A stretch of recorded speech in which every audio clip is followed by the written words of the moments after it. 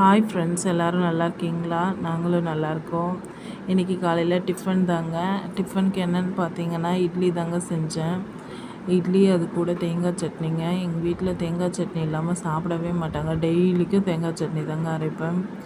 காலையிலே சாம்பார் வச்சுட்டேங்க. மதியத்துக்கு தேவையான சாம்பார் வச்சுட்டேன். அதனால் சாம்பாரும் கொஞ்சம் எடுத்துக்கிட்டாங்க. டிஃபனுக்கு பாருங்கள், தூள் அரைச்சி வச்சுருக்காங்க. இது எல்லா பொருளும் போட்டு மிக்ஸ் பண்ணி அரைச்ச தூளுங்க. பாருங்கள்,